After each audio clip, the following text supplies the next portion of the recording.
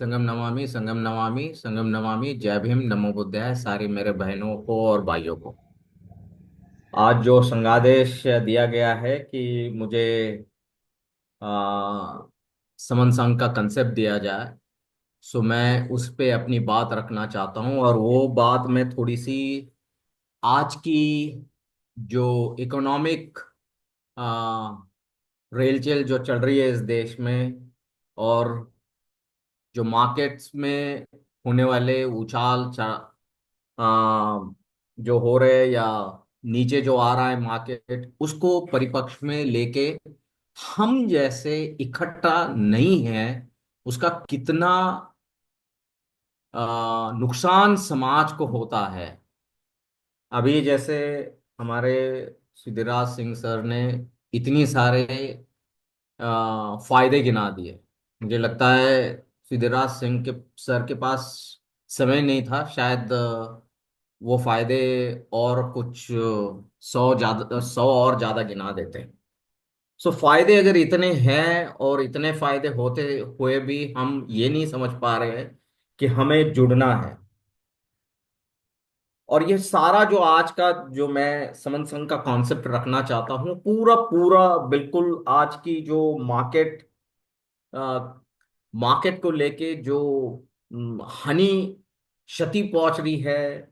फिर हम जो मैंने बजट के तहत एक लेक्चर दिया था, बजट एनालिसिस, और उसमें कहा था, अगर आपको थोड़ा सा याद है, कि हमारे कॉर्पोरेट टैक्सेस 30 से लेके 22% हो गए।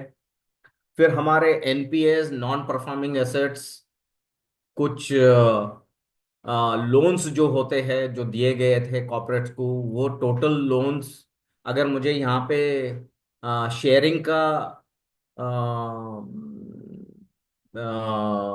एडमिन राइट्स दिया जाएगा, तो मैं यहाँ सॉरी। पे आपको शेयर करिए तो। वो सारी चीजें बता सकता हूँ जो ऑनलाइन है। ये मैं कुछ मेरे अपनी मन की बात नहीं कह रहा हूँ। ये जानकारी जैसे अभी सुधीराज सिंह सर ने बताया कि भाई, वो जो पूरी इतनी बड़ी लंबी चौड़ी यादी बताई कि फायदे क्या है, उस फायदे में एक बात भी बताई थी उन्होंने, अगर आप बिल्कुल ध्यान से सर को सुन रहे होगे तो, कि कुछ ना हो तो जानकारी जरूर मिल जाती है, तो जानकारी ले लो। तो जानकारी कोई मैं अपने मन की देता नहीं हूँ, क्योंकि इसका स्टडी होता है प्रॉपर प्रॉपर बकायदा, और वो जो है उसका एनालिसिस करके ही हमें बताना होता है कि ये जो है, ये हमें कितनी क्षति पहुंचा रहा है। और फिर भी हम ये समझ नहीं पा रहे हैं कि ये क्षति सिर्फ इकट्ठा ना होने के कारण पहुंच रही है।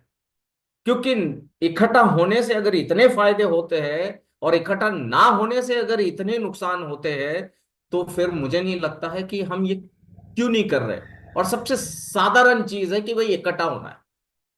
अगर आप देखोगे, अभी कुछ दिन पहले शायद एक रिपोर्ट भी आई थी, और वो रिपोर्ट में कहा था कि शायद बहुत सारे मेरे बहनों भाइयों ने ये पढ़ी भी होगी, कि सबसे अव्वल नंबर में मिस इन्फॉर्मेशन देने वाला देश कौन सा है। सो वो देश आया था, भारत देश है, जो हम सबसे मतलब अव्वल दर्जे की मिस इन्फॉर्मेशन समाज में फैला रहे हैं। और जिस कारणवश हम ये इंफॉर्मेशन फैला के सब गलत फहमियां पूरे देश में फैला रहे हैं। तो ये मिस इन्फॉर्मेशन का हम सबसे अव्वल दर्जा पे है। और ये जो है अव्वल दर्जा में, ये जो हमारा मिस इन्फॉर्मेशन का है, ये भी हमें समझना है कि भाई ये इन्फॉर्मेशन फिर आती कहाँ से है, कौन इसे फैला रहा है, कौन शुरुआत करता है, कहाँ से शुरुआत होती है। ये सारा चीज हम जानते नहीं है, और हम बिल्कुल कूद जाते हैं। जैसे अभी कोई मेरे पास एक लिंक आई, और कहा मुझे कि आप तुरंत इसको सहमति दे दीजिए, हम जो लड़ाई कर रहे हैं अपने महाबोधि विहार की, जो अभी सुधीरराज सिंह ने बताया, तो तुरंत उसको सहमति दीजिए। मैंने कहा, ये सबसे पहले प्रश्न किया, ये लिंक आपको मिला कहाँ से, इसकी शुरुआत किसने की, ये कहाँ कहाँ से आया है, who has initiated this, can you give me that answer. उसके पास उसका जवाब नहीं है। मैंने कहा, फिर किस बेसिस पे आप मुझे बोल रहे हो कि मेरा डेटा जो मेरा फोन नंबर है, मेरा ईमेल एड्रेस है, मैं उसमें काहे डालूं? क्या पता उसका अगर मिसयूज हो जाए, मेरे फोन नंबर का, मेरा ईमेल का। ये हम क्यों नहीं सीख रहे कि हम प्रश्न करना क्यों नहीं सीखते? सबसे अहम चीज होती है प्रश्न करना। और हम जितनी बार भी यहां बताते हैं, मुझे लगता है हर कोई यहां पे हमारा समन संगी बताता है कि तर्क बुद्धि पे काम किया करो। और तर्क बुद्धि पे जब तक काम नहीं किया जाएगा, तब तक हम मार खाते रहेंगे, निरंतर खाते रहेंगे। अब मैं यहां कुछ एक स्क्रीन बता रहा हूं। अगर आपको किसी भी मार्केट का, अगर मार्केट की कोई जानकारी अगर लेनी है, तो मैं सबसे पहले आपको एक बात बताना चाहता हूं। वो बात है, आपको लीडिंग जो एनालिस्ट है वहां पे जाना है। और वो लीडिंग एनालिस्ट होते हैं ये ब्लूमबर्ग। ये दुनिया का सबसे टॉप मोस्ट आपको मार्केट सर्विस देगा। यही नहीं तो दूसरा एक है रॉयटर्स। रॉयटर्स एक आपका सबसे अहम आपको मार्केट। अब ये थोड़ा सा, आज का लेक्चर थोड़ा सा हैवी है। हैवी इसलिए बोल रहा हूं क्योंकि आज हम समन संघ को इकोनॉमिक और फाइनेंस परस्पेक्टिव से हमारा नुकसान क्या हो रहा है वो हम जान रहे हैं। क्योंकि समन संघ को हर एक परिपक्ष से देखना जरूरी है। हम देखते हैं सिर्फ एक सामाजिक रिजर्वेशन तौर पे ना, इसे हर एक परिपक्ष से देखना है। जैसे वुमेन अपलिफ्टमेंट, मतलब स्त्री सशक्तिकरण, या युवा सशक्तिकरण, या हमारा आरोग्य सशक्तिकरण, तो वैसे ही आर्थिक सशक्तिकरण जो है वो भी देखना चाहिए। जैसे मैंने अभी आपको कहा कि कॉर्पोरेट टैक्स हमारा घटाया गया है 30% से 22%। आप जानते हो कितना कॉर्पोरेट टैक्स कलेक्ट होता है? कभी इसका आंकड़ा अपने पास, आपके पास है? What is the corporate tax collected last year? Corporate tax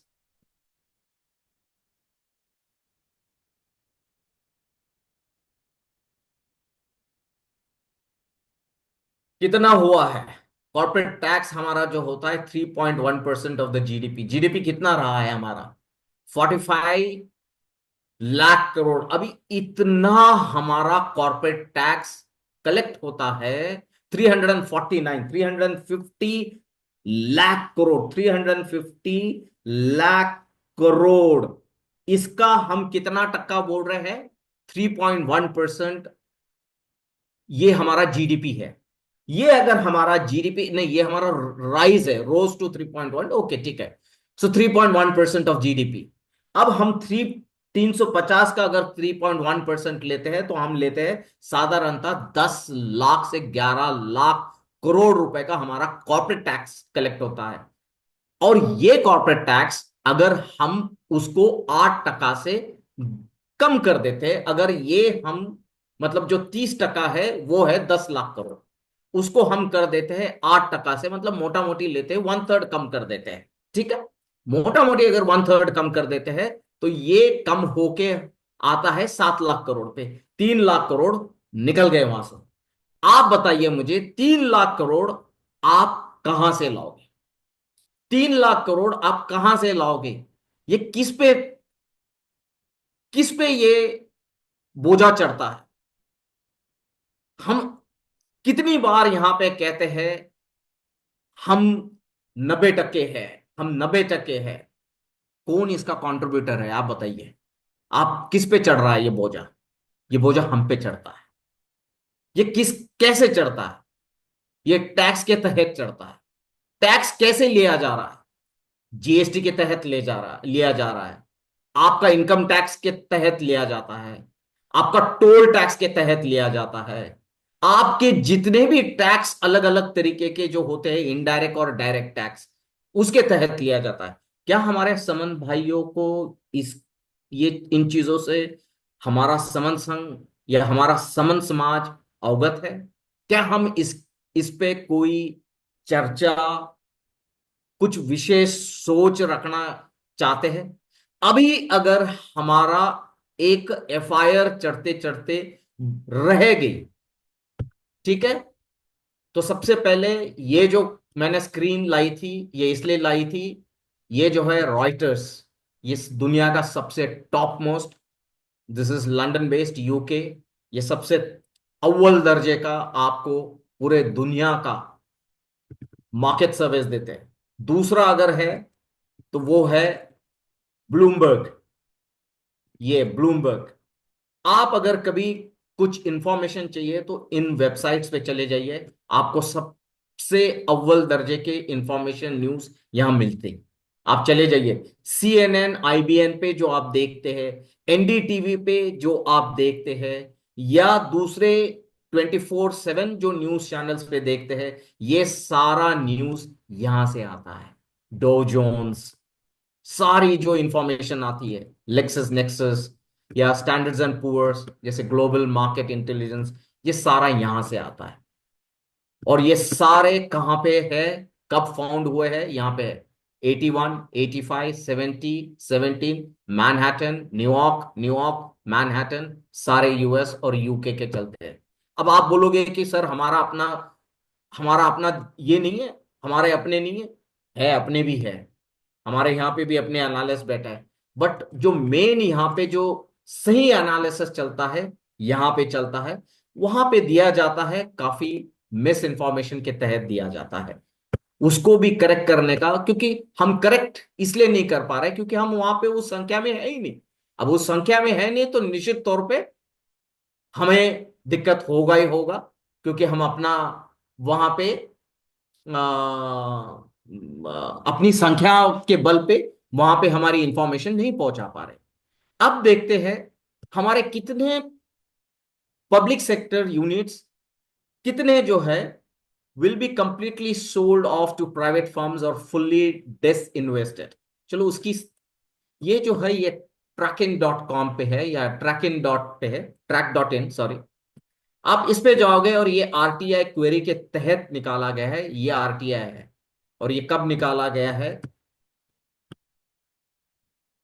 मैं ये इंफॉर्मेशन इसलिए दे रहा हूं क्योंकि हम इंफॉर्मेशन पे काम ही नहीं करते। हमारी सबसे बड़ी समस्या है, हम आज तक इंफॉर्मेशन बेसिस एनालिसिस करना अभी तक नहीं सीखे हैं, और जो आज काल की जरूरत है, बहुत जरूरत है। अब यहां पे 26 PSUs है, पब्लिक सेक्टर यूनिट्स है, आप जाके देख लीजिए। उसमें चाहे एयर इंडिया आता है, BNR कंपनी लिमिटेड आती है, पवन हंस आती है, मैं ऊपर से गिन रहा हूं, बीच में अगर HLL लीजिए, लाइफ केयर, भारत पेट्रोलियम लीजिए, शिपिंग कॉर्पोरेशन, ये इन्होंने तय कर लिया है इसमें डिसइन्वेस्टमेंट होनी है। अब आप बोलोगे ये बता के हमको क्या करना है, निश्चित तौर पे, क्योंकि ये सारी चीजें जान के हमें क्या करना है भाई, हमारी जीवन तो बहुत अच्छी चल रही है, हमारे हमारे बच्चे जो है नौकरी चल रही है, हमारी नौकरी चल रही है। आप आज का विचार कर रहे हैं, आप कल का विचार नहीं कर रहे हैं। आप जिस दिन कल का विचार करना चालू करोगे, ये सारी जितनी भी कंपनियां हैं, जो एक समय ये सारी कंपनियां इस देश की हुआ करती थी, देश की संपत्ति थी, इसमें हमारे सपनों का हिस्सा था, ये हमारी नहीं रहेगी, ये किसी और की होगी। और जो समन इसमें अपनी हिस्सेदारी की बात करता था, जो चाहे रिजर्वेशन के तहत हो, जो चाहे यहां पे इक्विटीज के तहत हो, ये अब हमारे नहीं रहेंगे, ये सारा किसी और का होगा। किसी और का दिल कर दिया, आज किसी को निकालना है, किसी को रखना है, आज बंद कर देनी है कंपनी, चलो भाई हमको ये जो है सेंट्रल इलेक्ट्रॉनिक्स लिमिटेड बंद करनी है, कर देगा। क्योंकि उस पे कोई संघ का जो होता है, जो राज्य का जिसे कहते हैं एक प्रेशर रहती है, वो प्रेशर कहाँ है। प्राइवेट सेक्टर अपने तरीके से चलाता है, क्योंकि उसका परम ध्येय होता है प्रॉफिट कमाना। और पब्लिक सेक्टर का जाके अगर आप कॉन्स्टिट्यूशन ऑफ इंडिया पढ़ोगे, उसमें पब्लिक सेक्टर अगर आर्टिकल 35 to 51 अगर लोगे, जो स्टेट डायरेक्टिव प्रिंसिपल्स है, जिसमें आपको सोशल स्कीम्स लेके आनी होती है, जो सोशल स्कीम्स के तहत यहां पे नौकरी, आपके CSR फंड्स, ये सारा जो आता है, ये सारा कहाँ जाना चाहिए?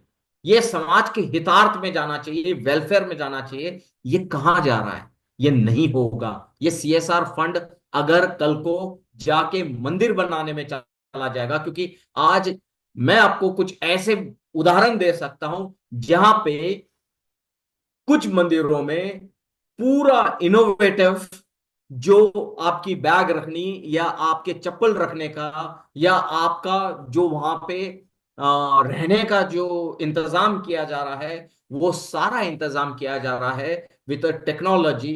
वो टेक्नोलॉजी के लिए सीएसआर के अंडर फंड्स दिए जा रहे हैं। क्या ये समाज के लिए जा रहा है? क्या इससे समाज की उन्नति हो रही है? क्या इससे समाज में जो हम आर्थिक उन्नति चाहते हैं? आज जो महाकुंभ मेला हुआ है, महाकुंभ मेले में 38,000 करोड़ रुपीस का टोटल रेवेन्यूज वहां पे जनरेट हुई है। रेवेन्यूज जनरेट होना मतलब 38,000 करोड़ रुपए का गवर्नमेंट को, उत्तर प्रदेश गवर्नमेंट को रेवेन्यू मिला है। अब उसमें जो मिला है, क्या इससे हमारे जो है समन भाइयों को, बहनों को इससे कुछ लाभ हुआ है? आप सोचिए, आप इसका एनालिसिस कीजिए। क्योंकि हर कोई चीज अंधभक्त जैसी जो हो जाती है, आप बिलीफ के तहत जाते हो और बिलीफ के तहत हर कोई चीज पैसे में जा रही है। अगर यही पैसा हम स्कूलों में या हमारे जो अस्पताल है, अस्पताल को स्ट्रेंथन करने में लगा देते हैं, तो आप निश्चित तौर पे एक समाज हितार्थ तो बड़ा काम कर सकते हो। मैं एक चीज बताना चाहता हूं। हाँ, ये 4 दिन पहले की न्यूज है। India NSC Nifty 50 is set for its fifth straight monthly loss. Now Indian stocks worst run in 29 years. 30 साल में कितना वेल्थ खोया है हमने? $1 ट्रिलियन का वेल्थ हमने खोया है। तो हमने खोया है तो किसने बनाया है? आप इस वाले इसको देखिए। Indian stocks worth run in 29 years is wiping $1 trillion in wealth may yet have legs। मतलब इससे भी आगे नीचे जाएगा। और आप देखोगे, पूरी इसको अगर पढ़ोगे, और ये किसने दिया है देखो, मैं अभी जो बताया ना, Reuters. It is Reuters India, India's NSC. See, these people are absolutely gem people. They are selected globally from the topmost business schools, topmost analyst। मतलब इनका ब्रेन IQ 140 पे चलता है ये लोगों का, यहाँ पे जो सेलेक्ट होते हैं। आपको ये जब होता है, आप देखिए, and this is come where Reuters के, इससे ही ले रहा हूं। ये देखिए, $1 ट्रिलियन तो खो दिए हैं। और ये सारा खो के हमने इतना सारा जो वाइप आउट हुआ है, आप जान के, अभी ये सारा जो है, इसकी भर्ती कहां से होगी? क्या ये प्रश्न हमें पूछना है? इसकी भर्ती कहां से होगी? इतना वाइप आउट हुआ है हमारा, जो इतनी बड़ी मात्रा में पैसा जो निकल गया है इस देश से, कहाँ गया है? आप देखोगे, BSE companies आज के तक which stood at 479 lakh crore on September 24 has plummeted to 384 lakh crore। 1 lakh crore का पूरा पूरा ये चला गया, सॉरी, 100 लाख करोड़ का। So we are not here anywhere here, not even near. हमें ये पढ़ना बहुत जरूरी है, हमारे बच्चों को ये शिक्षा देना बहुत जरूरी है। जब तक हम ये शिक्षा ना दे, तब तक मैं ऐसे मानता हूं। अब ये एक चीज, बीमारू स्टेट्स। अब बीमारू स्टेट्स की फिलॉसफी मुझे पता नहीं है कितने हमारे यहाँ भाई बहन जानते हैं। बीमारू is Bihar, Madhya Pradesh, Rajasthan, Uttar Pradesh.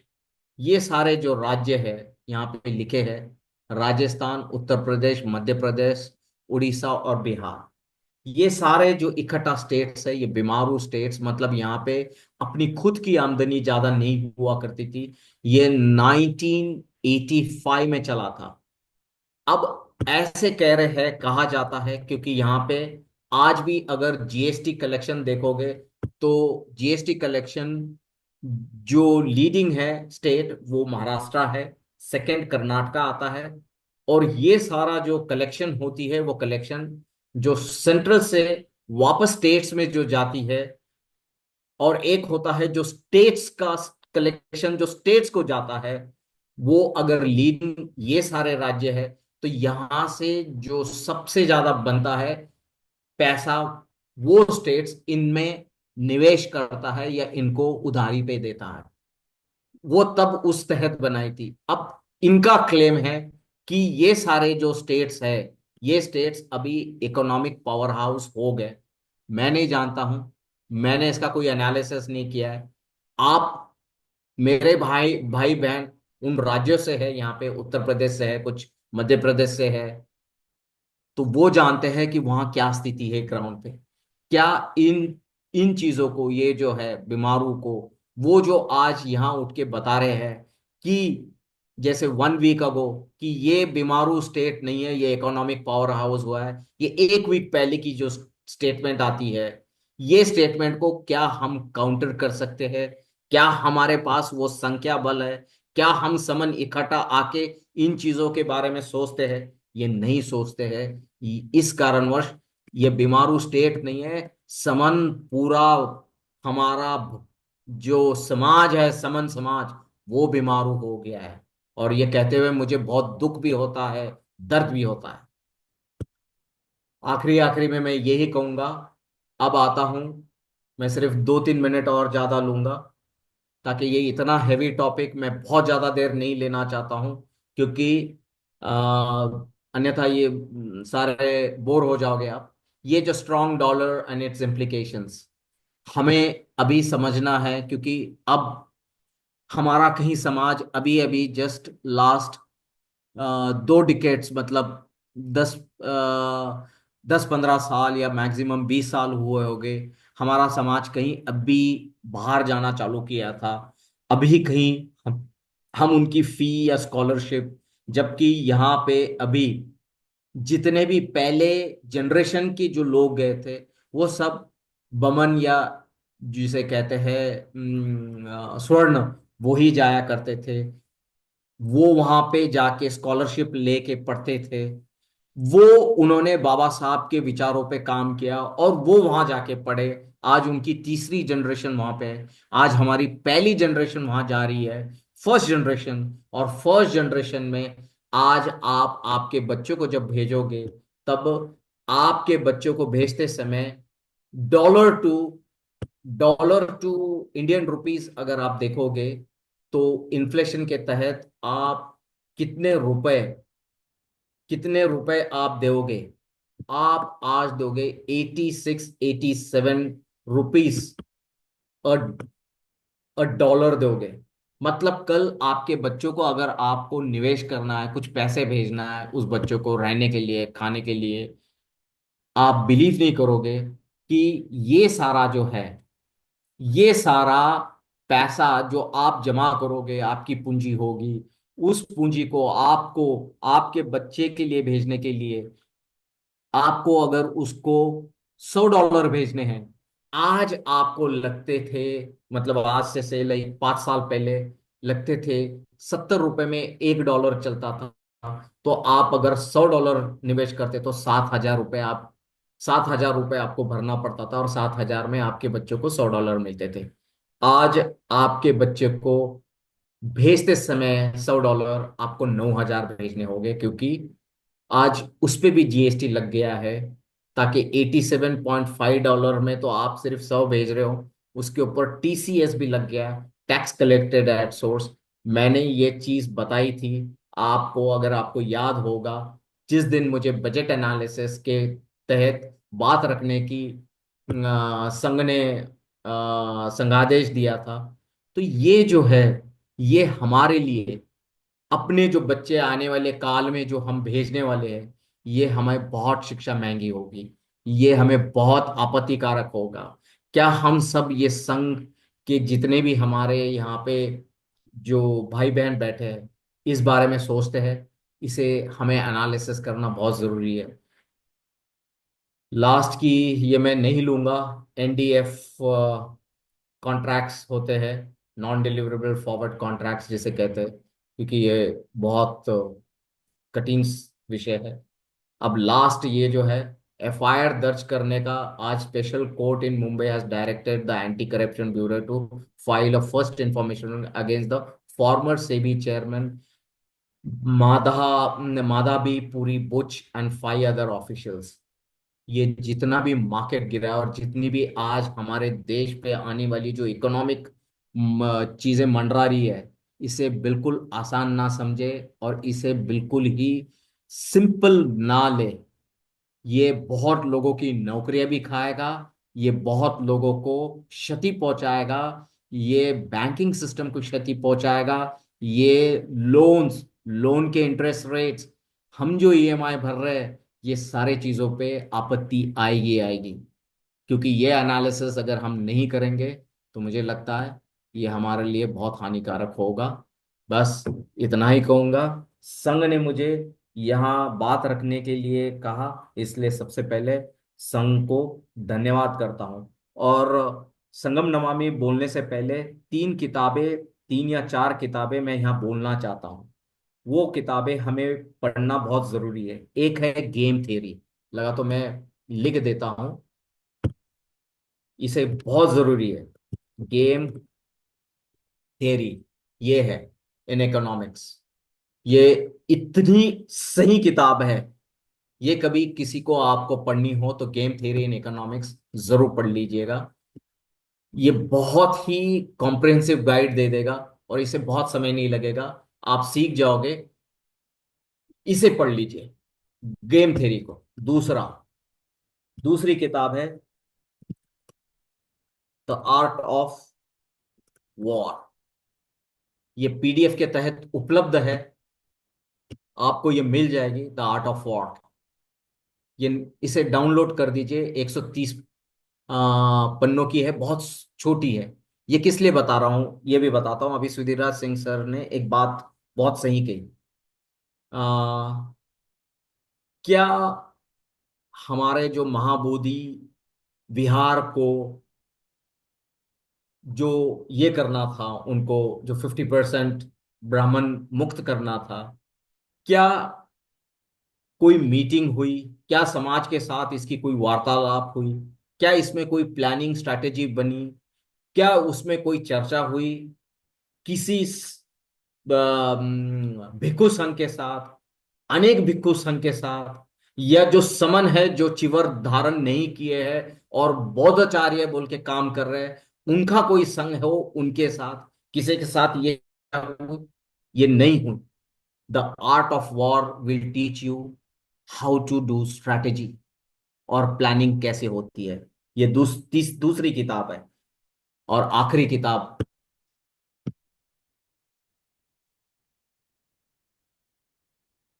The book of 5 rings. The book of 5 rings, ये जरूर पढ़ लेना और इसे बिल्कुल शांति से पढ़ना। ये जापानीज समुराय नियामोटो मुसाशी ने लिखा हुआ है। वहां पे जो समुराय समुदाय जो था, ये शायद हमारे कुछ समन भाई बहन यहाँ जानते होंगे कि ये समुराय इन्होंने कैसा प्लान करके अपने आप को एग्जिट मारा। अब जाके ये किताब पढ़ लीजिए, बहुत बड़ी नहीं है, बट स्ट्रैटेजी और प्लानिंग के लिए बहुत सही है। बस इतना ही कह के अपने अ, अपने इस वक्तव्य को विराम देता हूँ। संगम नमामि, संगम नमामि, संगम नमामि। जय भीम, नमो बुद्धाय। मेरे वक्तव्य में अगर कुछ अ, गलत बात रखी हो और किसी को क्षति पहुंची हो तो मैं संघ से क्षमा प्रार्थी हूँ। धन्यवाद। साधु साधु साधु, बहुत बढ़िया। साधु साधु साधु, बहुत सुंदर सर।